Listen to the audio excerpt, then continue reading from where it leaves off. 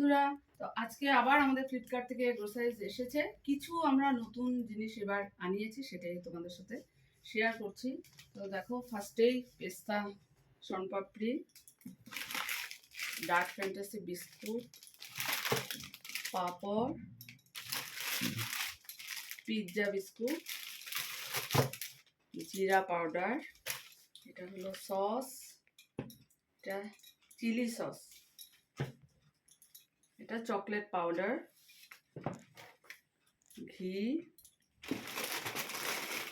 হাক্কা noodles, এটা first time আনলাম, এটা মিনি সিঙ্গারা, এটাও ফার্স্ট টাইম, ব্রাউন সুগার,